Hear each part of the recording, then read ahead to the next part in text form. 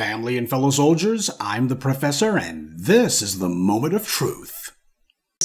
Right now we have, young black kids growing up in the Bronx who don't even know what the word computer is. They don't know. They don't know these things. And I want the world open up to all of them. You can be disgusted, but you certainly can't be surprised. The reason Governor Hochul's racist remarks immediately got people's attention is because it was so strange to have said what she said when she said it. I mean, it was totally out of nowhere. But was it really?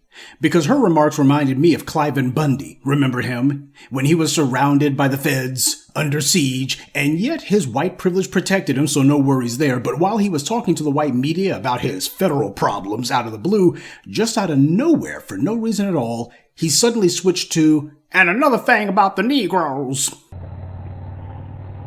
Let me talk to you about the Mexicans. But these are just things I know about the Negro. I want to tell you one more thing I know about the Negro. When I go through Las Vegas, North Las Vegas, and I would see these little government houses, and I've often wondered, are they better off as slaves, picking cotton, having family life and doing things, or are they better off under government subsidy? These white supremacists obsess about us.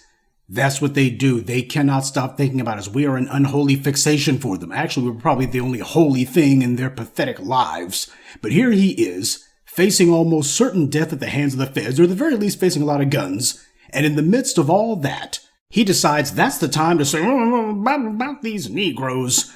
Yeah, it's never the wrong time or the wrong place to take shots at black people. That's what Kathy Hochul sounded like. She was talking about a supercomputer for New York and all the benefits it would bring, and then out of nowhere, black kids in the Bronx don't even know what the word computer means.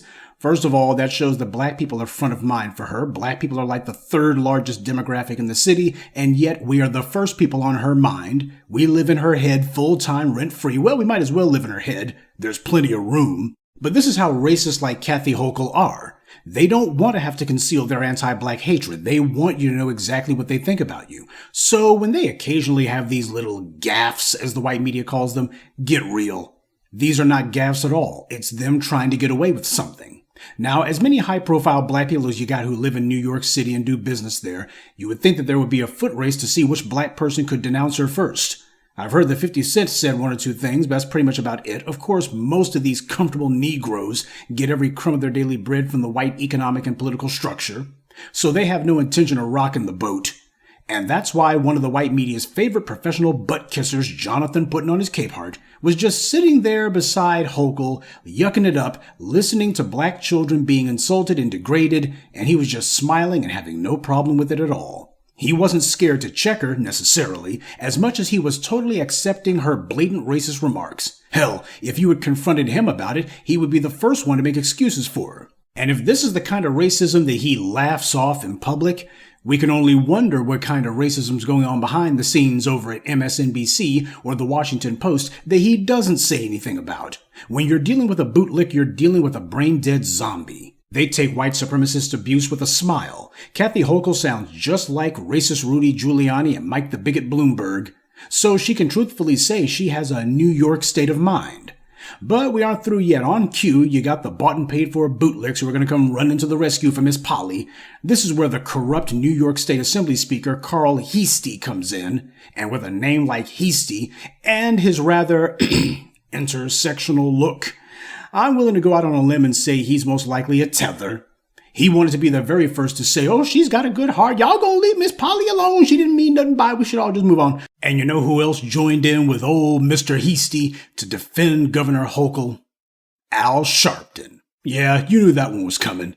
He said, quote, the governor might not have said it artfully, but a lot of our community is robbed of using social media because we are racially excluded from access. That's a good point for her to raise. She didn't say it artfully. There's no artful way to be racist. I mean, Joe Scarborough couldn't have put that deflection any better.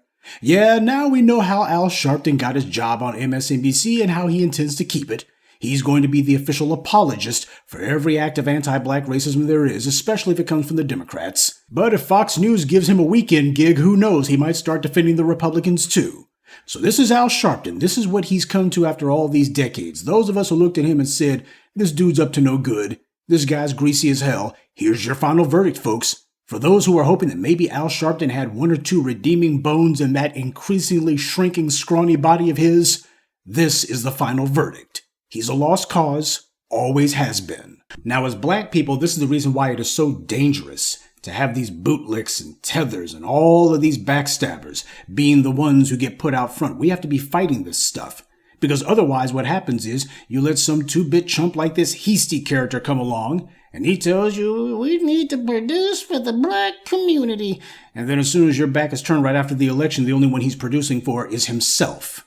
And he will ignore every insult, every slight, every bit of disrespect from the white power structure because that's who he wants to ingratiate himself with. And if the people do not give him immediate and severe consequences for this treason, then this is going to encourage every Tom, Dick, and Harry turncoat to go ahead and do the same. And that's exactly what we've been suffering with. But believe it or not every tether felt that this was the time and place to stick up for her. No less than Karine Jean-Pierre was asked about this fiasco by the White House press corps, and this was her response. New York Governor Kathy Hochul made a controversial comment yesterday at the Milken Institute Global Conference while discussing the need to bring AI jobs to black and brown communities. She said, right now we have young black kids growing up in the Bronx who don't even know what the word computer is. What is the White House response to that? I'm going to be super mindful. I have not heard these comments, so I want to make sure I go back, read the comments, and get a sense of what was happening here. So I don't want to comment and be really mindful speaking at this podium on behalf of this president. So I just want to go back and see exactly.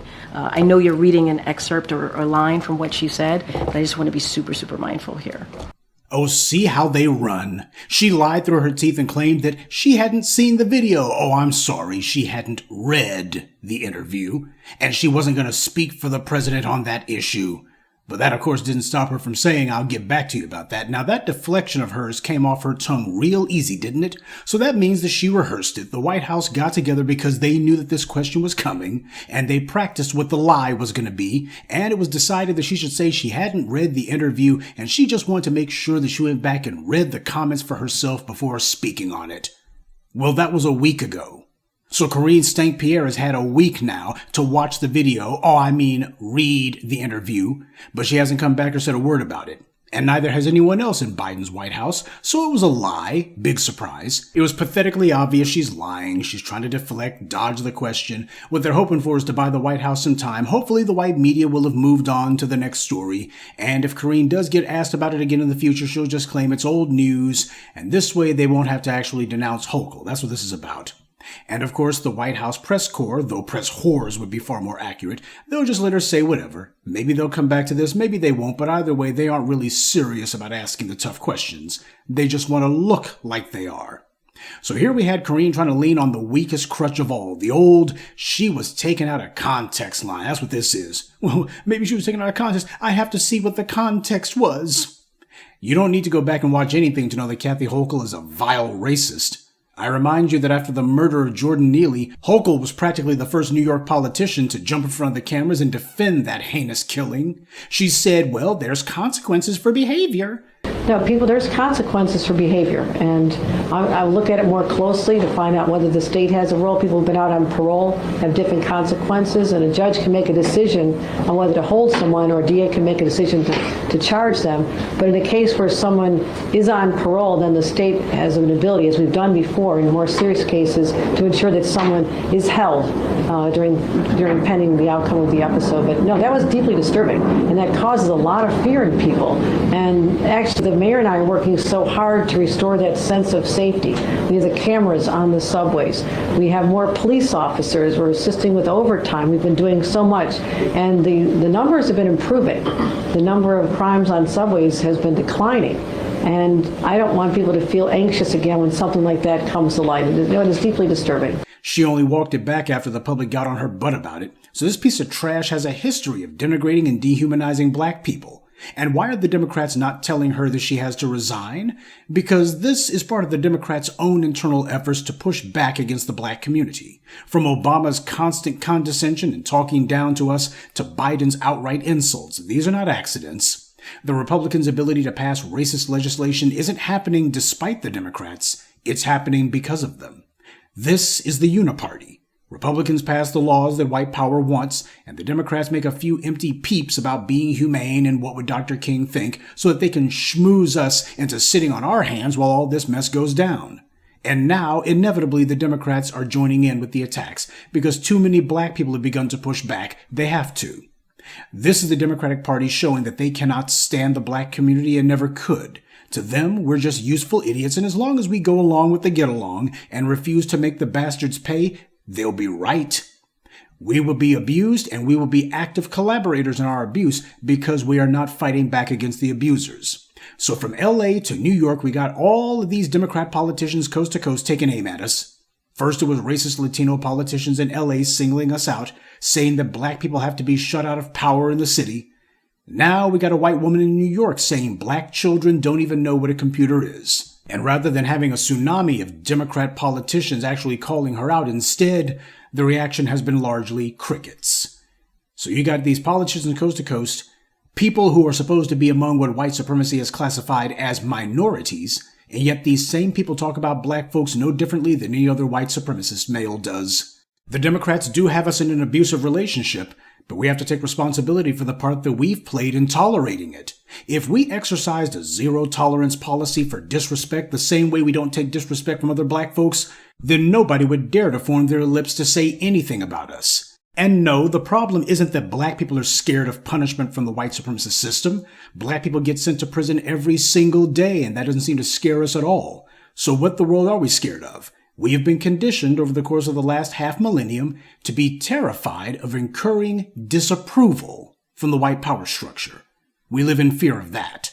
We don't want the massa to look at us with anything other than adoration, though he never adores us. Instead, we just get abused. We allowed this to happen. But it's not too late for us to decide to make a change. Not too late for us to turn this one around. Disengaging from being politically loyal is key. We have to be honest about how thoroughly riddled we are with bootlicks and sellouts, though. Practically every political office that we have the ability to hold has already been captured by some stooge for white supremacy, like this Heastie character, and Officer Eric Adams of the NYPD. We have to change the political calculus from our end. Negroes who are in the hip pocket of white power are making a bet. They've already calculated that we may give them a few scornful looks or remarks, but it won't amount to much more than that. We certainly won't remove them from office. Come election time, we'll go ahead and vote for them again, 'cause, well, reasons. And this is why they think that ignoring us, letting us be attacked, is a victimless crime. Karen Bass has done what they all want to do. She's gotten into office without having to make any promises to the black community, without even being beholden to the black community in Los Angeles. As far as she's concerned, she's put together the perfect political coalition, one that doesn't leave her vulnerable to black people's political demands. She doesn't have the threat of black political discontent hanging over her head. To these bootlicks, white supremacy isn't the problem. In fact, they want to have a comfortable place under white supremacy. To them, white supremacy is the solution. The problem is black people who keep putting pressure on them to challenge the enemy. And this makes them uncomfortable. They'd much rather just take orders from massa and get their dirty money and make sure their brats get patronage jobs like Jim Clyburn's kid does, and that they get as much out of this dirty system as possible. They're not trying to change it. They're trying to promote it, trying to extend white supremacy, and trying to reinforce it. Yes, Kathy Hochul should be immediately yanked from office and thrown out on the street on her wrinkled racist behind. But we're kidding ourselves if we don't realize that most of these Negroes we got running around have to be thrown out of office right along with her. Fighting white supremacy with these bootlicks around is worse than trying to fight a war with one arm tied behind our backs. We're trying to fight a war while we got enemy agents surrounding us shooting at us. We have to learn how to organize where we are, because make no mistake, if you're angry about this, you're not the only black person who feels this way. Nothing is going to be coming from the top down. That's why we call ourselves the black grassroots, because it comes from the soil. Change begins from the bottom up, and that means you. A lot of black people would instinctively understand that she needs to go, but they're waiting for some black person to be the first to step across that line, be the first one to go ahead and say the unspoken. But the time to prepare to remove these racist creeps is before they do some reprehensible act. Though for those of you who think that we might be a little bit late to the punch on this one, don't fear. We'll have future opportunities to get our ducks in a row. This isn't the first racist attack that Kathy Hochul's launched against us, and it won't be the last. But for our sakes, let's start focusing on teaching the Kathy Hochuls of the world what the word recalled means. good day, and be one. I'd like to take a moment to mention some of our contributors: Jacques Hargett, Richard Allen Lovell, Max Greedy, L. Wilson, and Darren Nooks. Salute to them and thank you to everyone for listening, liking, and sharing this message. Black empowerment only exists because of you.